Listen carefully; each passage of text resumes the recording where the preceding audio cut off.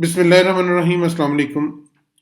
आज की नई वीडियो कि आज स्टॉक मार्केट में किस तरह का रुझान रहा और पाकिस्तानी स्टॉक मार्केट में आगे आने वाला जो वक्त है वो किस तरह का होगा, कौन से शेयर जौन से वो ऊपर रहे, किस किस सेक्टर ने परफॉर्म किया और किस किस शेयर ने मार्केट को अप रखने में अपना किरदार अदा किया, इन सब बातों पे डिस्कस करेंगे। इसके अलावा मूडीज़ ने पाकिस्तानी मईशत के लिए एक जो मुस्बत खबर दी है उसका पाकिस्तानी स्टॉक मार्केट पर क्या असर हुआ, इसके बारे में भी बात करेंगे। हमारी स्टॉक फैमिली का हिस्सा बनिए, हमें लाइक करें, शेयर करें, सब्सक्राइब करें और इसके साथ साथ लगे बेल आइकन को भी दबा दें ताकि हमारी आने वाली तमाम अपडेट्स आपको मिलते रहें। टेलीग्राम में सर्च में आप सिर्फ स्टॉक सीक्रेट लिखें और बड़ी आसानी से आपको स्टॉक सीक्रेट्स का लिंक मिल जाएगा और वहाँ पे क्लिक करें और हमारे साथ आप लाइव मार्केट में ज्वाइन हो सकते हैं। अब चलते हैं आज की मार्केट की तरफ। आज जब मार्केट स्टार्ट हुई तो उसने स्टार्ट होते साथ ही एक पॉजिटिव नोट लिया और मार्केट ने तकरीबन 46,272 के लेवल को टच किया। उसके बाद मार्केट को रिजेक्शन मिली और मार्केट काफ़ी देर तक उसी रेंज में घूमती रही। जब मार्केट वहां से वापस 46,000 के लेवल की पर आई तो वहां पे काफ़ी देर तक मार्केट रुकी रही, वहीं पे अप एंड डाउन होती रही। तकरीबन 1 बजे के बाद मार्केट में एक अपसाइड देखी गई और उसके बाद वहां पे सेलिंग प्रेशर आया और मार्केट जोन सी है वो नेगेटिव जोन में बंद हुई। इस वक्त मार्केट जोन सी है वो तकरीबन 102.61 पॉइंट खोकर 0.22% डाउन है और इंडेक्स जोन सा 45,999 के ऊपर खड़ा है, जबकि आज के वॉल्यूम भी कम हुए और 286 मिलियन का कारोबार हुआ। मार्केट की जो डे रेंज है वो 45,852 से शुरू हुई और 46,272 तक रही।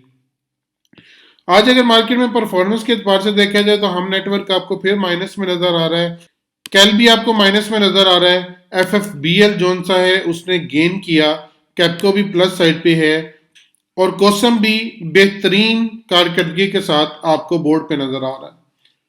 हम नेटवर्क में आज 57 मिलियन का कारोबार हुआ, कैल में 45 मिलियन का, FFBL में 25 मिलियन का, कैपको में 24 मिलियन का और कोसम में 22 मिलियन का। एक दफ़ा फिर देखें, हम नेटवर्क अंडर 10 स्टॉक, कैल अंडर 10 स्टॉक और कोसम अंडर 10 स्टॉक, 3 मेन स्टॉक हैं जो आपको अंडर 10 आपको बोर्ड पे नजर आ रहे हैं, जबकि FFBL एक डिसेंट स्टॉक है, कैपको एक हाई वर्थ का स्टॉक है जो आपको काफ़ी अरसे के बाद बोर्ड के ऊपर नजर आ रहा है। काफ़ी अरसे के बाद आपको एक दफ़ा KSE 100 जोन सा है वो रेड जोन में फिर नजर आ रहा है, जिसमें कमर्शियल बैंक ने इसको रेड रखने में अपना मेन किरदार अदा किया। HBL जोन सा है आपको नेगेटिव साइड पे नजर रहा है, जबकि UBL आपको नेगेटिव साइड पे, BHL नेगेटिव पे, MEBL नेगेटिव साइड पे, जबकि MCBE और इसके साथ BFL और NBP ने कोशिश की मार्केट को ग्रीन रखने की, लेकिन कामयाब नहीं हो पाए। दूसरा बड़ा जो सा किरदार है वो फर्टिलाइजर का रहा। फर्टिलाइजर में एंग्रो, FFC और एंग्रो ई फर्ट जोन सा है वो नेगेटिव जोन में नजर आ रहा है और इसके अलावा oil and gas exploration companies में OGDC, PPL, POL और मारी चारों के चारों आपको नेगेटिव जोन में नजर आ रहे हैं। सीमेंट ने भी मार्केट को गिराने में अपना किरदार अदा किया, तो आज जितना भी सीमेंट है वो आपको रेड जोन में नजर आ रहा है और इसके साथ पावर जनरेशन कंपनी में हबको भी आपको रेड जोन में नजर आ रहा है। ये मार्केट की मेन कंपनियां हैं जिन्होंने मार्केट को गिराने में ठीक ठाक कोशिश की।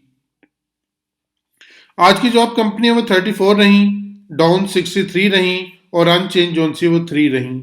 इसके अलावा देखें हमेशा की तरह कि हमारे कौन कौन से सेक्टर अपसाइड पे रहे, तो हमारा जो पहला सेक्टर है टेक्नोलॉजी, उसने मार्केट को संभालने की पूरी कोशिश की, लेकिन ऑयल एंड गैस उससे ज़्यादा ताकतवर था, उसने मार्केट को ड्रैग डाउन कर दिया -69 पॉइंट के साथ। केमिकल भी प्लस साइड पे रहे, जबकि इसके ऑपोजिट सीमेंट जोन सा है वो माइनस साइड पे रहा। ग्लास एंड सरामिक जोन सी है 12.84 के साथ प्लस साइड पे हैं, जबकि फर्टिलाइजर -16 पॉइंट के साथ नेगेटिव साइड पे हैं।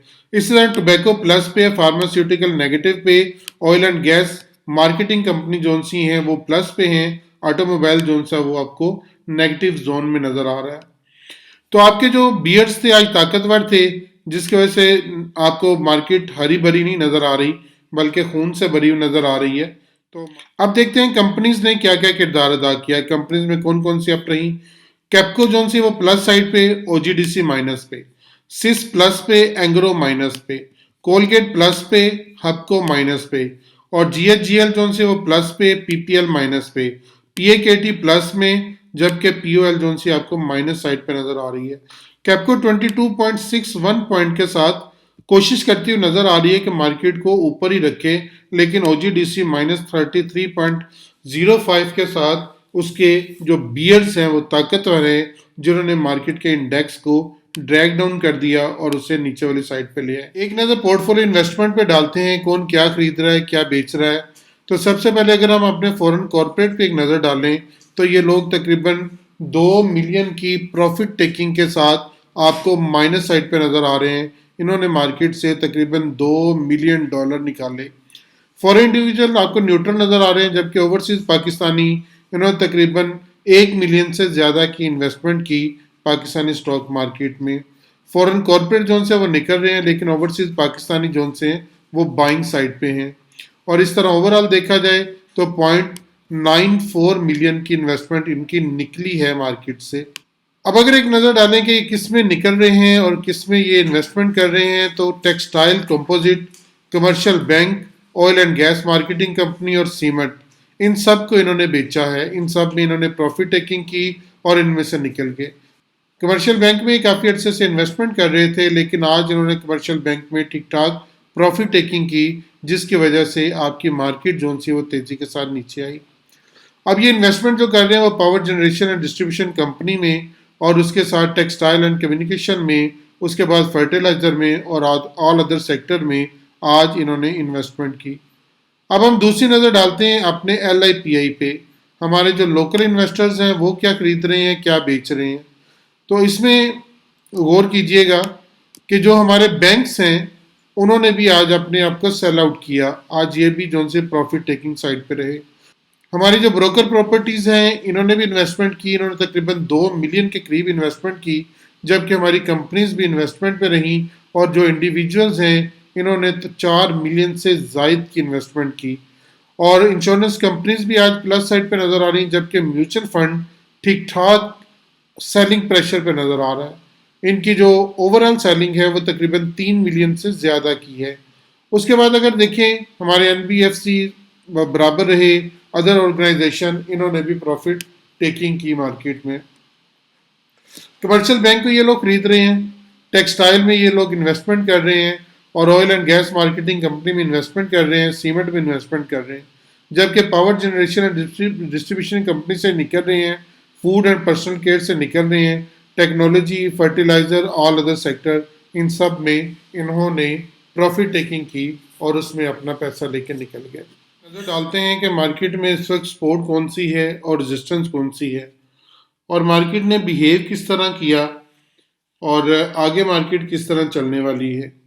अब मार्केट को जो इमीडिएट सपोर्ट मिल रही है, चूँकि 46,000 के लेवल को मार्केट ने तोड़ दिया और 46,000 के लेवल को तोड़ के मार्केट नीचे आ रही है, तो अब मार्केट को पहली सपोर्ट जोन से मिलेगी 45,700 के ऊपर जाके मिलेगी। स्ट्रॉन्ग सपोर्ट फिलहाल तो लग रही है, लेकिन आगे आने वाले वक्त में कुछ नहीं कहा जा सकता। अभी जो सी सपोर्ट है वो स्ट्रॉन्ग लग रही है। और इसके अलावा मार्केट को अब जो पहली रेजिस्टेंस मिलेगी वो तकरीबन 46,200 के लेवल पे मिलेगी। यही रेजिस्टेंस है जिसके बारे में कल मैंने आपसे जिक्र किया था। अगर मेरी कल की वीडियो आपको याद हो तो मैंने कहा था कि मुझे ये वाले एरिया में मार्केट जोन से वो खतरनाक लग रही है। ये अपनी स्टॉक फैमिली को मैंने खबरदार भी किया था कि इस पॉइंट पे बहुत मोहतात होकर काम कीजिएगा। मार्केट ने आज फिर बिल्कुल वैसे किया। मार्केट ने इस रेजिस्टेंस को तोड़ा नहीं, बल्कि इस रेजिस्टेंस को ऑनर किया और वहीं से वापस हो गई। 46,200 के लेवल से ही मार्केट जोन से वो वापस हो गई। 46,200 के करीब मार्केट खुली थी और उसके बाद वहीं से मार्केट जोन से वो नीचे की जानिब आ गई। और ये जो गैप उसने छोड़ा था दरमियान में, ये गैप उसने आज बिल्कुल किल कर दिया और इसके तकरीबन बराबर आ गई। आज ये सॉलिड कैंडल बना के उसने ये गैप जोन सा वो किल कर दिया बिल्कुल। अगर हम इसी को अपने 1 आवर के चार्ट पे देखें तो 1 आवर के चार्ट पे हमें बिल्कुल क्लियर हो जाएगा कि मार्केट ने सारा दिन किस तरह बिहेव किया।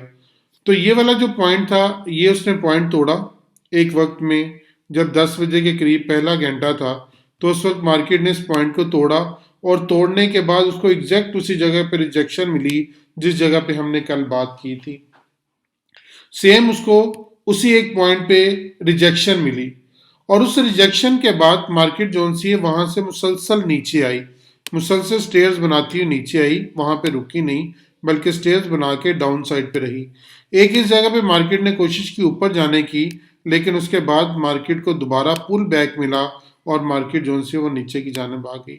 आखिरी एक घंटे में मार्केट जोन से थोड़ी सी पॉजिटिविटी दिखाती हुई नजर आ रही है, वरना मार्केट की जो क्लोजिंग है वो तकरीबन 45,900 से भी नीचे होती, 45,850 के करीब इसके क्लोजिंग होती।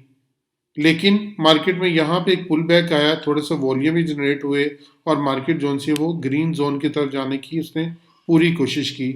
अब आगे आने वाला वक्त कौन सा है, आगे आने वाला वक्त हमें क्या बताता है कि मार्केट अब कल किस तरह की रहेगी। मैंने अपनी स्टॉक फैमिली को खबरदार किया हुआ है, जब तक मार्केट अपनी 46,000 के लेवल से ऊपर सस्टेन नहीं करती और इसमें अच्छे वॉल्यूम जनरेट नहीं होते, तो मार्केट मुझे खतरनाक लग रही है।